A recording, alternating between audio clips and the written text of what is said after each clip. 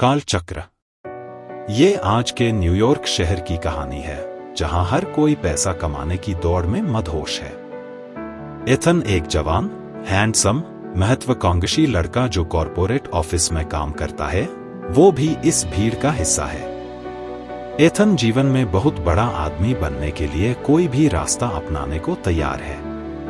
उसके लिए सामाजिक, नैतिक मूल्यों की कोई कीमत नहीं।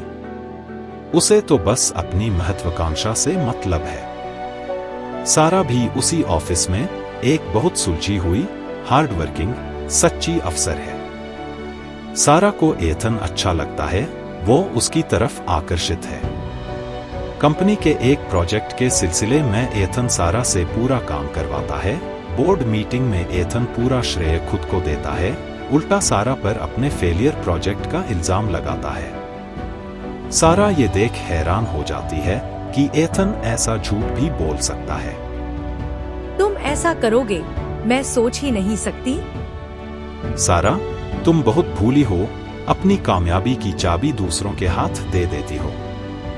मैंने तुम पर भरोसा किया था, तुमने उसे धोखे में बदल दिया। ये बिजनेस है सारा, पर तुम्हारे जैसे इमोशनल फूल इसको धोखा कहते हैं। तुम कभी भी कामयाब नहीं हो सकती।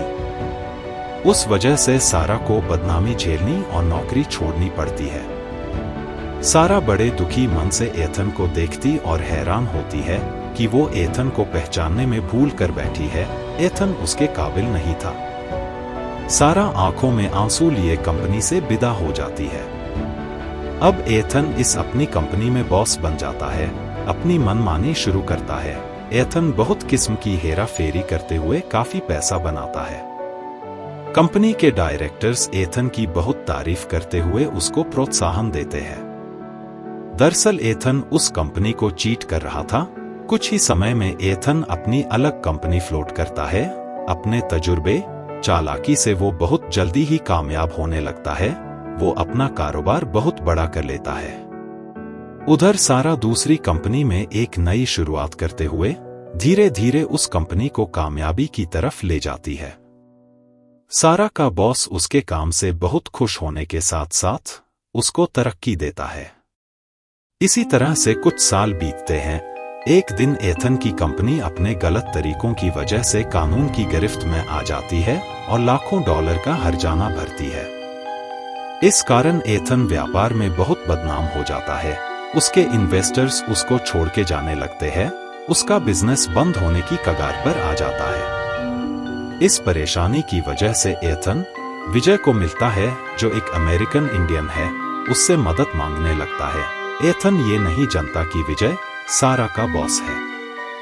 विजय सारा पर पूरा भरोसा रखता, उसकी शायद ही कोई बात टालता है। कंपनी मीटिंग के दौरान विजय बोर्ड ऑफ डायरेक्टर के आगे एथन का नाम लेते हुए प्रपोजल रखता है, जो कि सबको मंजूर होती है। लेकिन सारा उसके खिलाफ जाती हुए विजय से एथन का सच बयान करती है। एथन का सच सुनकर विजय बहुत क्रोधित होते हुए उसकी मदद करने से इनकार कर देता है। एथन बहुत निराश, हताश होता है।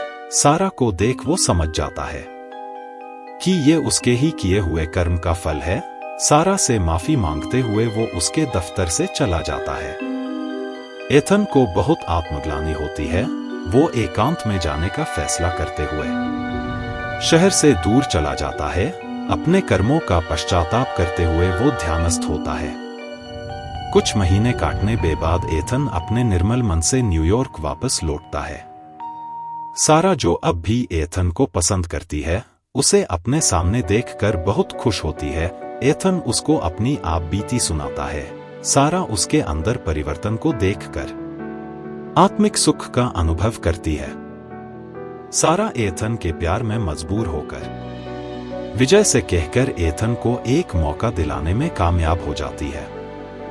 सारा, मैं भी तुमको पसंद करता हूं। मेरी महत्वाकांक्षा, लालच, अहंकार, पैसा कमाने की भूख ने मुझे वहशी बना दिया था। मैं तुम्हारे प्यार की कद्र ही नहीं कर पाया। मुझे माफ कर देना। ओह एथन, तुम मिल गए तो जहां मिल गया। एथन सारा के आगे कसम खाता है कि वो अब कभी किसी का बुरा नहीं करेगा। सारा बड़े प्यार से इस कसम को चुंबन दोबारा स्वीकार करती है। ईश्वर माफ करे ना करे, कर्म कभी माफ नहीं करता।